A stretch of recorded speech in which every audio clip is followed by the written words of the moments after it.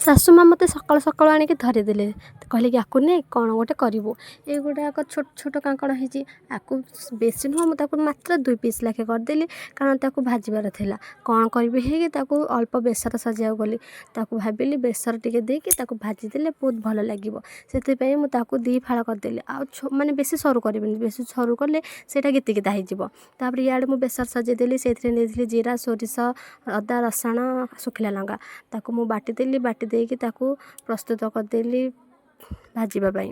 ଏପଟେ କଡ଼େଇ ବସାଇଦେଲି, କଡ଼େଇ ବସାଇ ଦେଇକି ସୋରିଷ ଯୋଡ଼େ ଫୁଟାଇ ଦେଇଛି, ତାକୁ ପିଆଜ କାଟିକି ରଖିଥିଲି, ପିଆଜ ପକାଇଦେଲି, ତାକୁ ଏପଟ ସେପଟ କରି ଖଡ଼ିଦେଲି। ଆଉ ସେଇଥିରେ କାଙ୍କଣ ଗୁଡ଼ାକ ଛାଣିକି ରଖିଥିଲି, ତାକୁ ଏପଟ ସେପଟ କରିଦେଲି, ବେସର ଟିକେ ଦେଇଦେଲି ସେଇଥିରେ, ବାସ୍ ତାକୁ ଛାଡ଼ିଦେଲି ହେବା ପାଇଁ। ସେଥିରେ ସ୍ୱାଦ ଅନୁସାରେ ଲୁଣ ପକାଇଦେଲି। ଏପଟେ ମୋ ପୁଅ ଆସିଲା, କହିଲା ମମି ମୋ ପାଇଁ ଏଇ ପିଜୁଳିଟା ଛଡ଼େଇ ଦିଅ। ତା ପାଇଁ ସେଠୁ ମୁଁ ପିଜୁଳି ଛଡ଼େଇଦେଲି, ସେଇଥିରୁ ମୋତେ ଫାଳେ ଦେଇଥିଲା, ମୁଁ ତାକୁ ବି ଖାଇଦେଲି।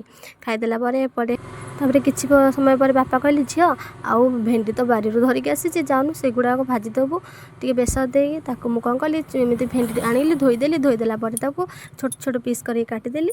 ଏପଟେ ଝିଅ ପାଇଁ ସ୍କୁଲ ଲେଟ୍ ହେଇଛି ବୋଲି ତା ପାଇଁ ଉପମା ବନେଇଦେଲି।